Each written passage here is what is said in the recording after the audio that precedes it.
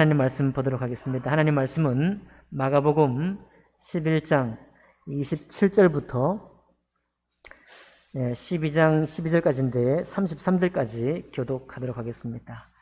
마가복음 11장 27절은 신약성경 74쪽가량에 있습니다. 신약성경 74쪽가량에 있습니다. 제가 먼저 한 절 읽겠습니다. 그들이 다시 예루살렘에 들어가니라. 예수께서 성전에서 거니실 때에 대제사장들과 서기관들과 장로들이 나와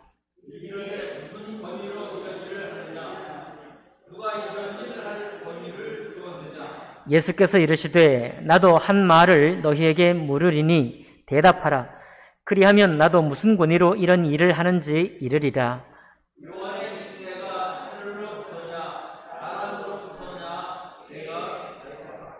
그들이 서로 의논하여 이르되 만일 하늘로부터라 하면 어찌하여 그를 믿지 아니하였느냐 할 것이니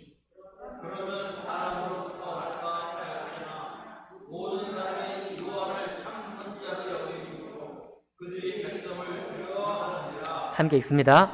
이에 예수께 대답하여 이르되 우리가 알지 못하노라 하니 예수께서 이르시되 나도 무슨 권위로 이런 일을 하는지 너희에게 이르지 아니하리라 하시니라. 아멘. 말씀과 예배를 위해 기도하겠습니다. 살아계신 하나님 아버지, 저희들이 그리스도의 사람으로 부름을 받아서 하나님 모든 죄악 가운데에서 용서함을 받고 하나님의 거룩한 의를 덧입었습니다. 아버지 하나님, 우리의 삶이 세상에 살아갈 때에도 정말 삶의 질이 유쾌하고 좋은 그런 삶을 살 수 있도록 인도해 주시되 하나님의 권위로 살 수 있는 저희들의 삶이 될 수 있도록 축복하여 주옵소서. 하나님 아버지, 우리가 많은 생각이 있지만은 그러나 하나님의 말씀이 우리 속에 묵상이 될 때 도리어 그 시간을 사모하며 꿀송이처럼 단 말씀으로 받을 수 있는 하나님의 특별한 은혜를 우리 모두에게 덧입혀 주옵소서. 그 능력과 그 힘으로 하나님 살아갈 힘을 얻기를 원합니다. 주님, 이 예배 시간도 하나님께서 주장하시고 성령 하나님께서 교통해 주시기를 원하오며 귀하신 우리 주 예수님 이름으로 기도하옵나이다. 아멘. 네, 오늘 우리 마가복음 11장 27절에서 12장 12절까지 있는 말씀을 본문으로 해서 하늘로부터 난 권위라는 제목으로 하나님 말씀 나누겠습니다. 우리가 지금 시절에 문득 우리 각 사람에게 이런 질문이 종종 일어날 것 같습니다. 어떻게 살아야 되나? 네. 여러분, 어떻게 살아야 됩니까? 도대체 어떻게 살아야 잘 살았다고 하고 어떻게 살아야 이 시절을 잘 통과할 수 있을까요? 답이 없습니다. 답이 없어서 자, 어떻게 살아야 됩니까? 잘 살아야 됩니다. 네, 유일한 대답은 잘 살아야 된다는 건데 사실 그 질문을 물을 때 어떻게 해야 하는 게 잘 사는 겁니까? 라고 묻는 건데 답을 얻을 수 없으니까 그냥 잘 살아야 됩니다 라고 말할 수밖에 없어요. 뇌과학자가 TV에 나와가지고 하는 이야기에 죽음을 앞둔 사람들의 후회를 51가지, 49가지, 9가지, 여러 가지로 나오는데 죽음을 앞둔 사람들이 후회하는 딱 3가지를 요약을 하면 3가지로 정리가 된다고 합니다. 그 3가지가 뭐냐니까 첫 번째는 하고 싶었던 일 왜 못했을까? 평생을 살면서 너무 좋은 일 시키고 이거 이 눈치 저 눈치 보다가 세월 다 갔다는 거죠. 하고 싶었던 일 왜 못했을까? 두 번째, 가고 싶은 곳이 있는데 왜 못 갔을까요? 애들 키우느라고 부모님 공양하느라고 갈 때 못 가고 그래서 가고 싶은데 왜 못 갔을까? 세 번째는 뭐냐면 사랑하는 사람에게 왜 그 말을 못했을까?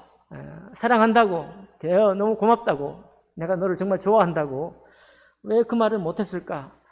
이 3가지를 죽음을 앞둔 사람들과 인터뷰를 했을 때 많은 다양한 대답이 나오지만 크게 이 3가지로 줄여볼 수 있대요.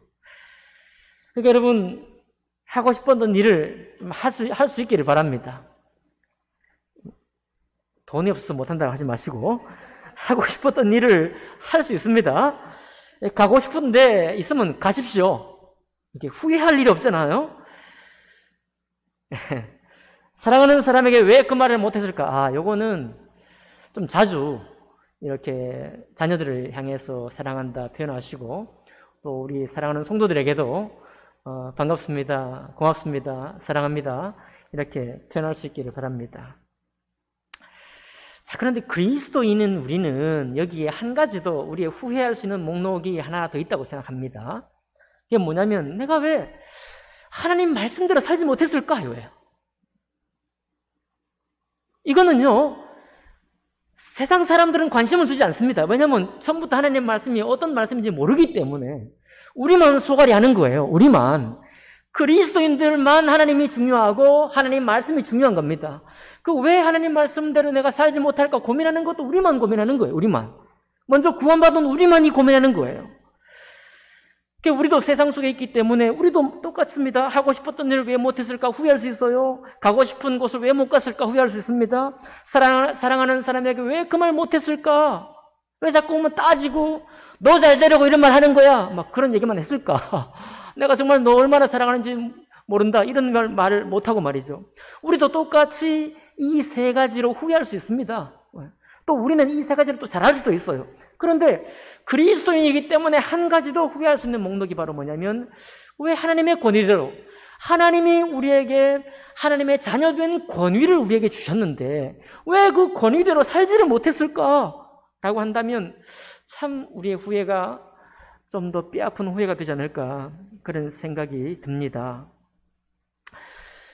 오늘 말씀은요 바로 그 네 번째 후회, 그러나 그리스도인들만 소갈이 하는 후회, 할 수 있는 후회, 그러나 그리스도인들만이 또 이 말씀으로 힘을 얻어서 앞에 있던 세 가지 후회를 덮고 지나갈 수 있고, 아니 혹은 앞에 있던 일반 사람들이 하는 후회를 더 적극적으로 하면서도 주님 말씀을 순종하는 그런 길로 걸어갈 수가 있을 것입니다. 그것을 오늘 우리 여러분과 제가 한번 살펴보기를 원하는 것입니다. 자, 27절에 보니까 예수님께서 성전에서 거니실 때에 대제사장들과 서기관들과 장로들이 나와서 이르되 무슨 권위로 이런 일을 하느냐라고 말하고 있습니다. 누가 이런 일을 할 권위를 주었느냐? 좀 전에 예수님이 무슨 일을 하셨을까요? 성전에 들어가서 성전에서 비둘기 파는 사람, 성전세를 바치는 사람, 매매하는 사람의 상을 다 엎어버리시고 그 질서를 완전히 무너뜨렸잖아요. 근데 성전을 관리하는 사람이 누구냐면 바로 대제사장들이거든요. 서기관들과 장로들이 성전에 있는 모든 제사법이며 성전의 질서를 주관하는 것입니다. 누가 그 성전의 질서를 바꿀 수 있느냐? 바로 대제사장들과 서기관들과 장로들이 하는 거예요. 이 사람들이 주관이 돼가지고 전에 그러니까 먼 시골에서 재물을 가지고 나올 때 생채기가 나서 상처 입을 수 있으니까 회의를 하는 거죠. 야, 우리 이래서 안 되겠다. 이제 그 멀리서 재물을 가져오게 하지 말고 성전에서 돈만 가지고 와서 성전에서 매매하고 재물을 드리도록 하면 하나님께도 영광이 될 것이다. 회의해서 결정을 하는 사람들입니다. 그러니까 하나님이 정통한 코스, 적법한 원칙을 따라서 성전의 주인이 누구냐? 대제사장들과 서기관들과 장로들이에요. 그러니까 자기들이 해야 될 일인데 질서를 바꿔도 자기들이 해야 되고 질서를 뒤집어엎더라도 자기들이 해야 되는데 아무런 적법한 정통한 권위를 받지 않은 나사렛에서 온 예수라는 사람이 성전에서 권한도 없는, 아무도 자기에게 그런 권한을 준 적이 없는 이 사람이 와서 갑자기 난리를 치니까 당연히 이 사람들은 이런 말을 할 수밖에 없는 겁니다. 당신 도대체 무슨 권위로 이런 일을 하느냐? 누가 도대체 이런 일을 할 권위를 줬느냐? 그 말은 우리는 당신에게 이런 권위를 준 적이 없다는 겁니다. 대제사장뿐만 아니라 당시의 유대인들 중에 어떤 사람도 예수님께 그런 일을 할 권위를 준 적이 없는 거예요. 예루살렘에 사는 사람들, 모든 이스라엘 사람은 전부 다 그 권위를 대제사장과 서기관과 장로들에게 준 것입니다. 주님은 권위가 없는 거예요. 주님은 그렇게 해서는 안 됩니다. 주님이 아니라 나사렛에서 온 예수라는 사람은 이렇게 할 권위가 없는 거예요. 그러니까 정당하게 지금 묻고 있는 것입니다. 근데 예수께서 뭐라고 대답하십니까? 나도 한 말을 너에게 물으리니 대답하라. 그리하면 나도 무슨 권위로 이런 일을 하는지 이르리라. 요한의 침례가 하늘로부터냐 사람으로부터냐 내게 대답하라. 자, 우리가 읽었던 구절을 지금 기억나시죠? 생각해보니까, 대답하기 전에 생각해보니까 하늘로부터라 하면 어찌하여 그를 믿지 아니하였느냐?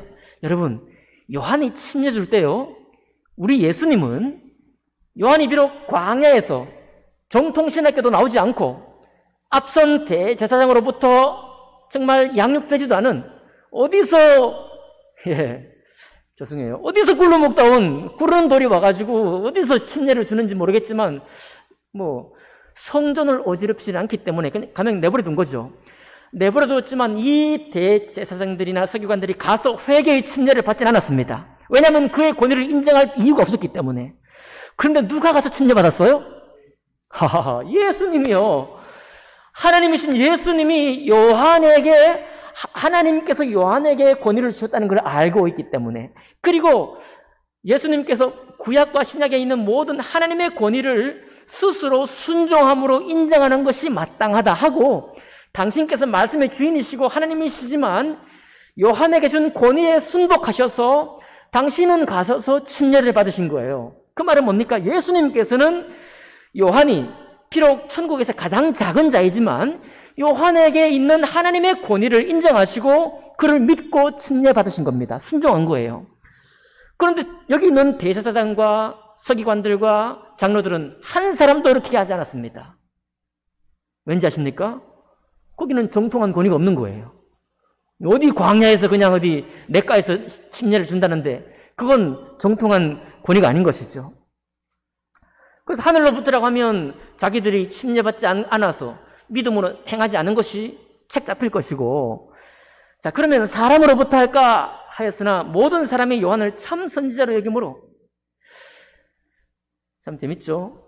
대제사장도 하나님의 권위가 있는 사람이잖아요. 아무나 대제사장이 되나요? 서기관도 마찬가지 성경을 이제 연구하고 하는 사람이고요. 장로들, 백성 중에 연로할 뿐만 아니라 모든 예법들을 배운 사람들 아닙니까? 그런데 그들에게는 참 제사장이냐 참 선지자라고 말하지 않고 도리어 사람들은 이 광야에 있는 침례 요한을 참 선지자로 여겼어요. 그래서 수많은 사람들이 어디에 가서? 광야에 가서 침례 요한으로부터 회개의 침례를 받았잖아요. 도리어 대제사장들이 침례 받으러 나오니까 독사의 자식들아! 어떻게 주님께로 오는 너희가 지금까지 한 일로부터 화를 그냥 이렇게 모면하려고만 하느냐라고 오히려 꾸짖어 버려요. 침례 요한이. 자, 그러니까 어떻게 대답할 방도를 찾지 못하고 포기하는 거예요. 33절에. 이 예수께 대답하여 이르되 우리가 알지 못하노라 하니, 우리가 알지 못하노라 무슨 말입니까? 어떤 것도 선택하지 못하겠다. 예수께서 이르시되 나도 무슨 권위로 이런 일을 하는지 너희에게 이르지 아니하리라. 여러분, 예수님이 지금 약간 밀당을 좀 하고 계신데, 주님은 우리가 예측컨대 당연히 하나님께로 온 권위로 이런 일을 하는 겁니다.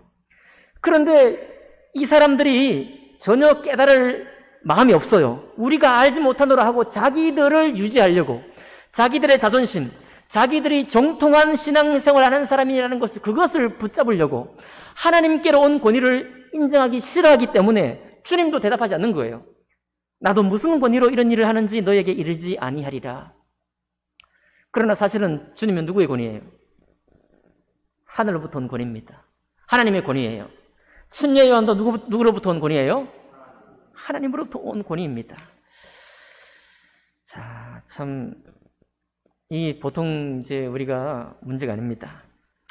우리 이사야 5장에 보면 오늘 이제 12장 1절부터 12절까지 나오는 이 우화의 배경이 이사야 5장인데요.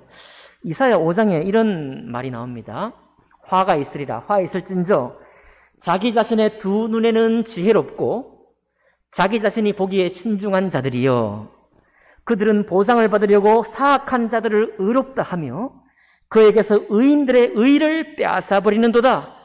이는 그들이 만군의 주님의 법을 던져버렸고 이스라엘의 거룩하신 분의 말씀을 멸시하였기 때문이라 라고 말하고 있습니다. 자, 여러분, 자기 자신의 두 눈에는 지혜롭고요, 자기 자신이 보기에 신중한 자들이라고 했어요.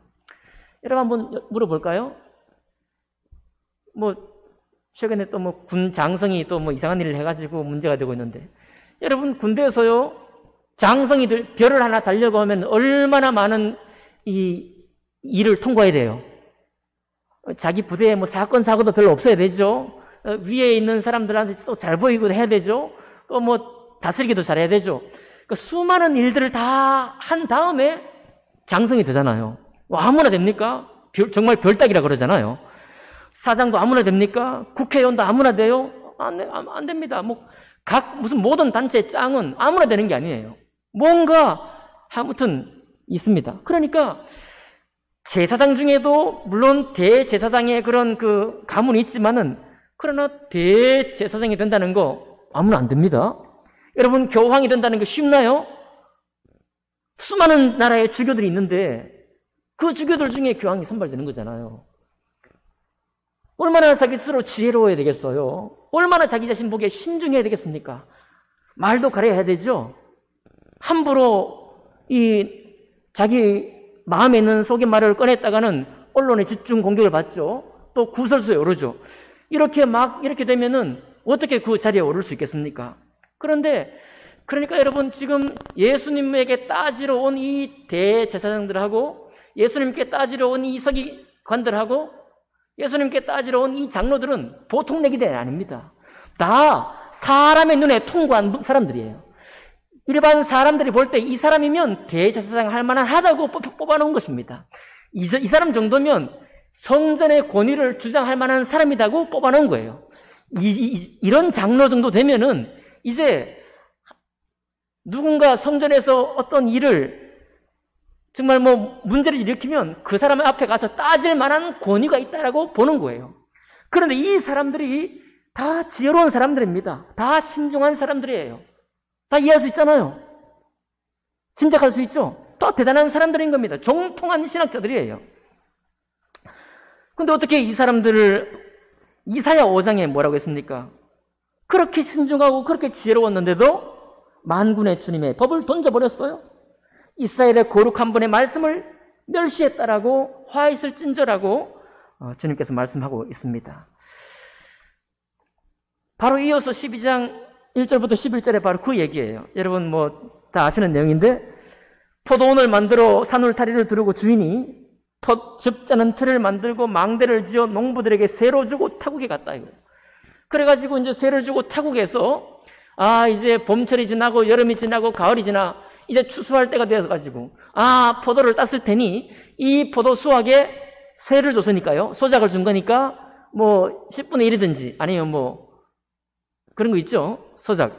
그 세를 이제 가지려고 종을 보내었더니 어떻게 했어요? 농부들이 때려 죽였어요. 때려서 죽였어요. 이 주인이 깜짝 놀랐지만 다시 또 종을 또 보냈습니다. 그랬더니 농부들이 또 어떻게 해요? 원래 그 포도원이 누구 거죠? 주인의 것이죠. 주인의 것인데 자기들의 것인 양, 자기들의 것을 빼앗기는 것처럼 생각하고 그 종을 때려 죽였습니다. 세 번째로 또 누굴 보냈어요? 종을 또 보냈습니다. 세 번째 또 종을 보냈는데 어떻게 했어요? 또 때려 죽였어요. 그 주인이 이제 생각할 때 안 되겠다. 종이 안 되겠다. 이제는 아들을 보내야 되겠다 하고 어떻게 했습니까? 6절에 보니까 이제 한 사람 남았으니 곧 그가 사랑하는 아들이라 최후로 이를 보내며 이르되 내 아들은 존대하리라. 내 아들은 함부로 못할 것이다 라고 아들을 보내었더니 7절에 그 농부들이 서로 말하되 이는 상속자니 자 죽이자. 그러면 그 유산이 우리 것이 되리라. 자, 그러니까 농부들은 자기들이 주인께로부터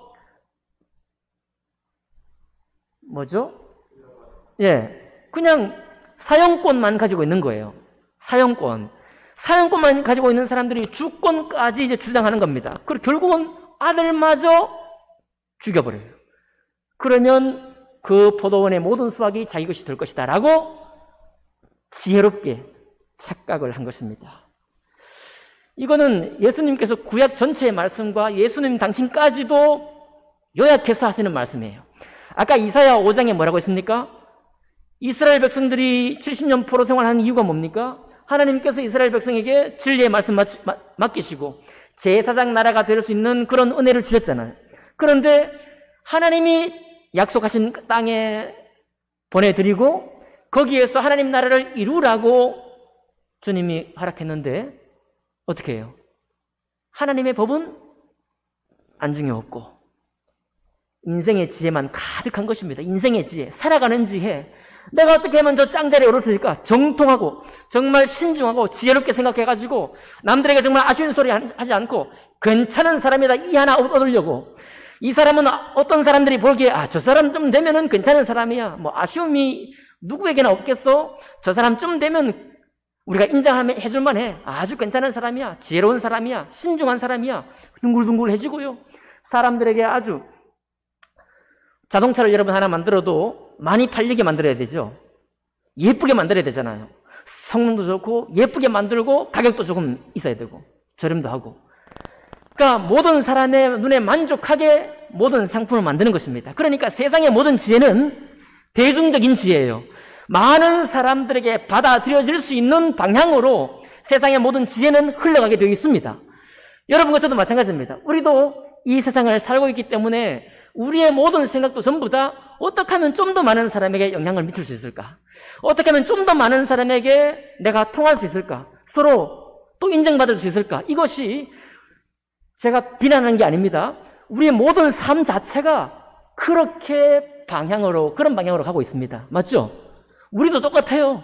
여러분과 저도 거기에 예외가 아닙니다. 다 어떤 직업이든지 어떤 일이든지 그것이야말로 이 세상을 사는 삶의 지혜라고 가르칩니다.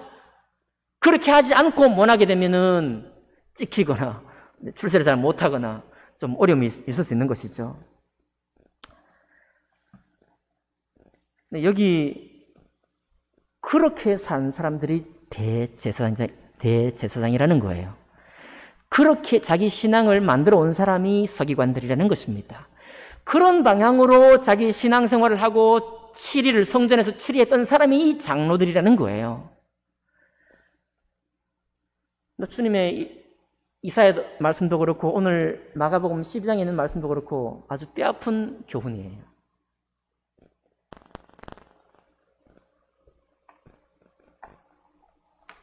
10절 볼까요? 12장 10절에 너희가 성경의 건축자들이 버린 돌이 모퉁이의 머릿돌이 되었나니 이것은 주로 말미암아 된 것이요 우리 눈에 놀랍도다 함을 읽어보지도 못하였느냐. 이사야서에 나오는 말씀이에요. 자, 우리 파워포인트 한번 띄워줄까요? 건축자들의 버린 돌이에요. 여기 그림이 두 개입니다. 왼쪽에 있는 거하고 오른쪽에 있는 게 다른데 여기 모퉁이 돌인데요. 왼쪽에 있는 거는 자연석이에요. 자연석. 다듬지 않은 겁니다. 오른쪽에 있는 것은 다듬은 거예요. 문양도 새겼습니다. 자, 건축자들이 지금 누구냐면 바로 대제사장들하고 서기관들하고 장로들이 건축자들이에요. 전공자들입니다. 이 사람들이 생각할 때 쓸만한 돌은 뭐냐면 저기 오른쪽에 있는 돌이에요. 다듬어서. 대리석은 참 다듬기 좋죠. 대리석 같으면 저거보다 훨씬 더 반듯하게 모퉁이 돌로 이렇게 쌓아둘 것입니다. 저 정도 되면 정이 들어가고 손질할 수 있는 정도가 되면 건축자들이 왜 버려요? 쓰겠죠?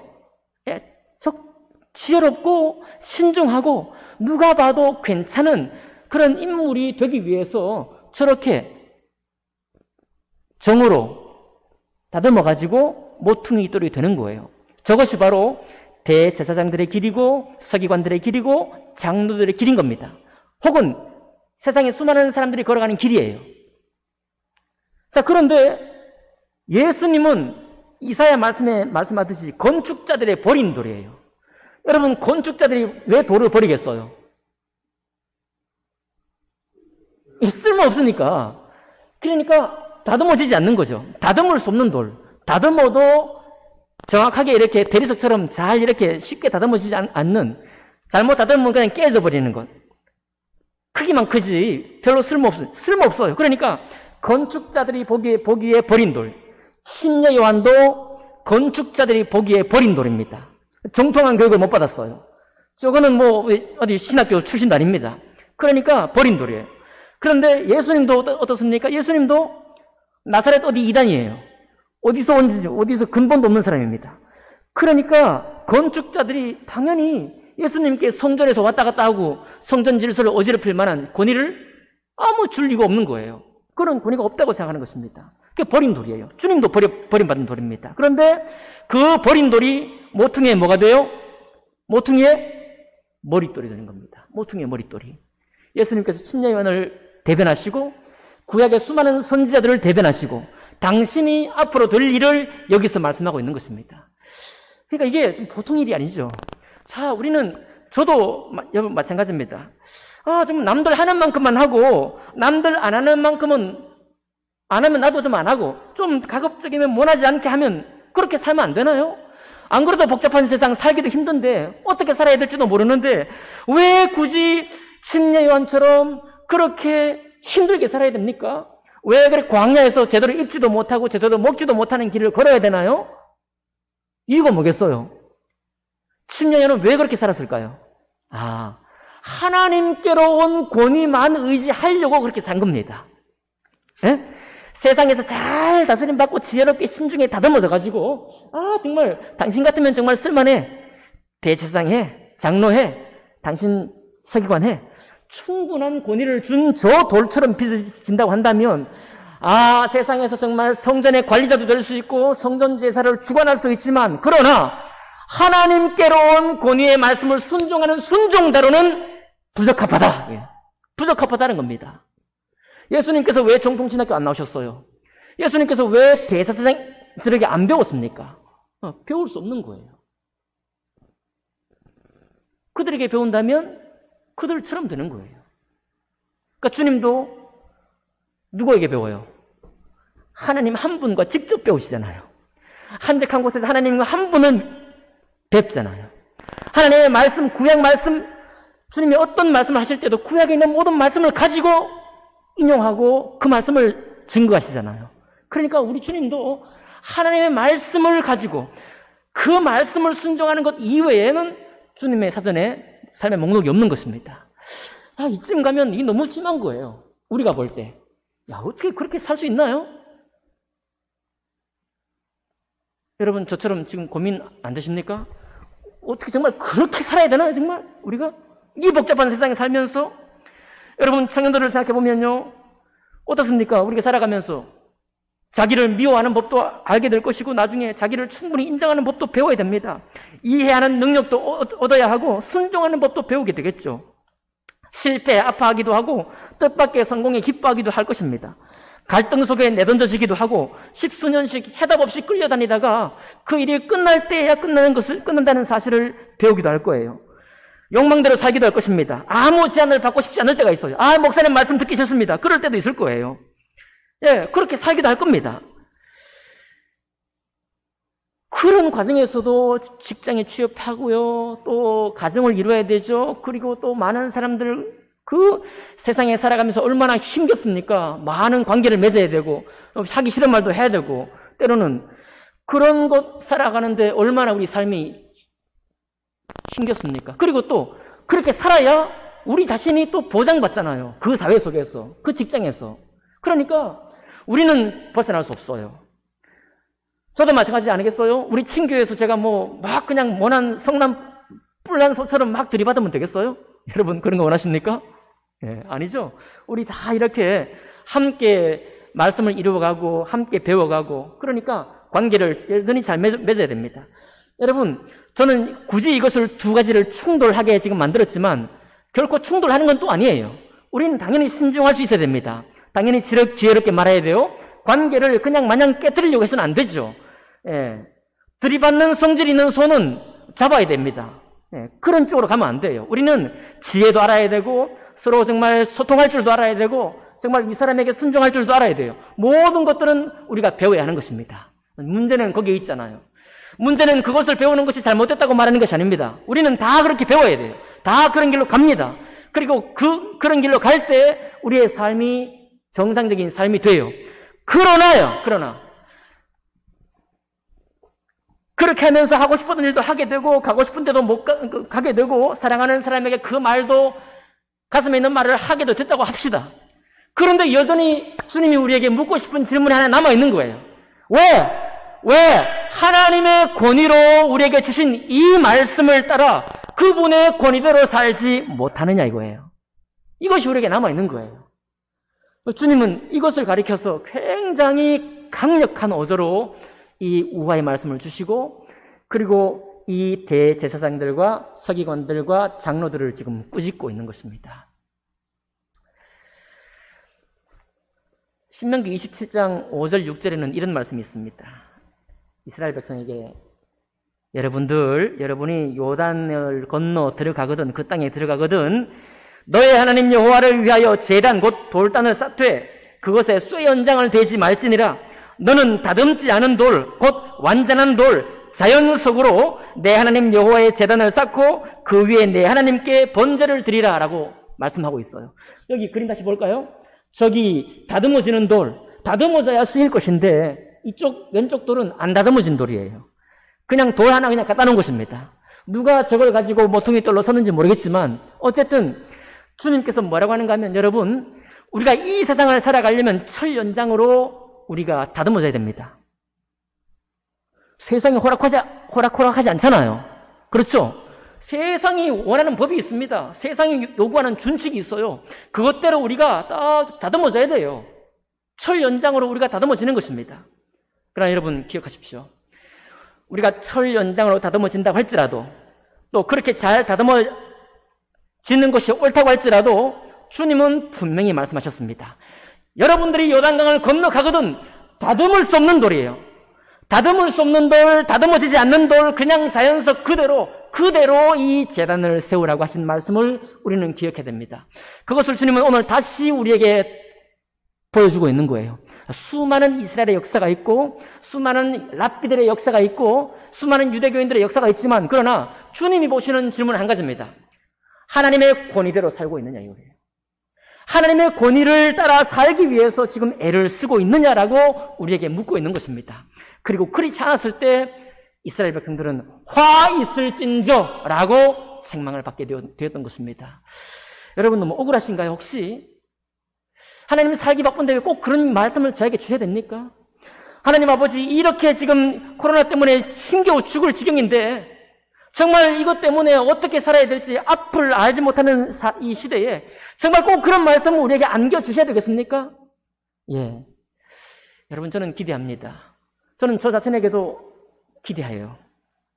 이렇게 살기 어려운 때 도리어 여러분, 주님께서 이것을 바라보고 계시고 이것을 우리에게 원하실 뿐만 아니라 성령을 통해서 하나님 말씀과 교제하면서 바로 그런 사람으로 세워져 가기를 능력 주시고 힘 주신다는 사실을 기억하면은 도리어 이 세상에서 과도하게 친절하고 과도하게 지혜롭고 너무 과하게 다른 사람을 배려하고 너무 과하게 이 사람들에게 순종하려고 하는 그런 시간들을, 그런 염려들을 우리가 없이 할 수 있을 것입니다.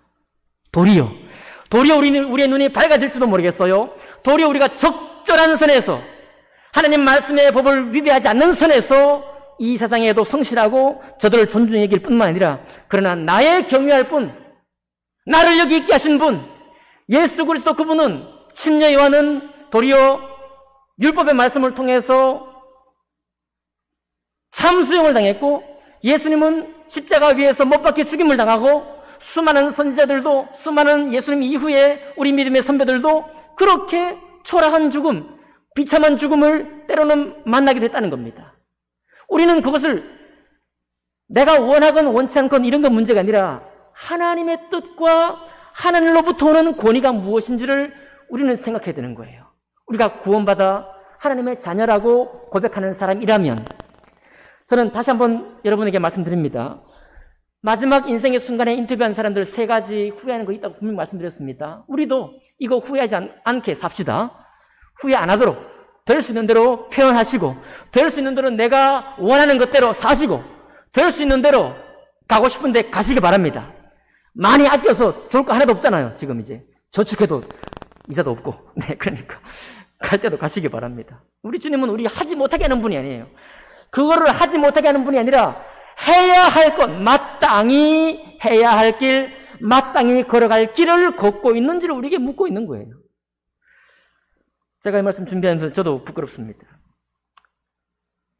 여러분, 제가 누구보다도요, 사람들과의 관계 속에서 부드럽게, 지혜롭게, 문제없이 관계 맺는 법을 알고 있는 사람입니다.